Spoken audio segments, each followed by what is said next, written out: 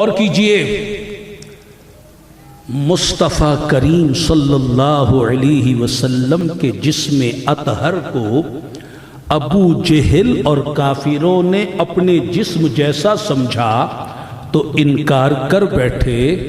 صدیق اکبر نے لاسانی سمجھا،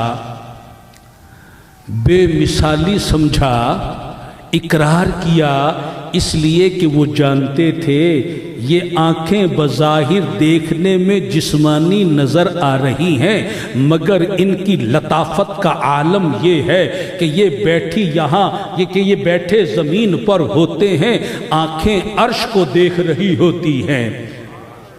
ان کے کان بظاہر جسمانی دکھائی جو دے رہے ہیں، ان کا کمال جو روحانی ہے اس کا عالم یہ ہے کہ بیٹھے زمین پر ہوتے ہیں اور قلم جو لوح پر لکھ رہا ہوتا ہے اس قلم کی آواز کو سن رہے ہوتے ہیں۔ ان کے ہاتھوں کو اپنے ہاتھوں جیسا نہ سمجھو۔ حالت نماز میں ہاتھ بڑھایا تو جنت میں جا پہنچا، فرمانے لگے اگر میں چاہتا جنت کا گوشہ، درخت کا گوشہ توڑ کر لے آتا، تم کھاتے، قیامت تک ختم نہ ہوتا۔ جن کے ہاتھ کی طاقت کا یہ عالم ہے۔ اب یہ بتاؤ جس نبی کے جسم کی طاقت کا یہ عالم ہے، ان کی روح کا مقام کیا ہوگا؟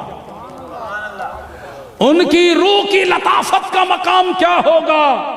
مصطفیٰ جان رحمت پہ لاکھوں سلام، شمع بزم ہدایت پہ لاکھوں سلام، صاحب رجعت شمس و شک القمر، نائب دست قدرت پہ لاکھوں سلام، دور و نزدیک کے سننے والے وہ کان، کان لال کرامت پہ لاکھوں سلام، جس طرف اٹھ گئی دم میں دم آ گیا، اس نگاہ عنایت پہ لاکھوں سلام، وہ زبان جس کو سب کن کی کنجی کہیں، اس کی نافذ حکومت پہ لاکھوں سلام، ہاتھ جس سمت اٹھا غنی کر دیا، موجے بحر سماحت پہ لاکھوں سلام، جس کو بارے دو عالم کی پرواہ نہیں، ایسے بازو کی قوت پہ لاکھوں سلام۔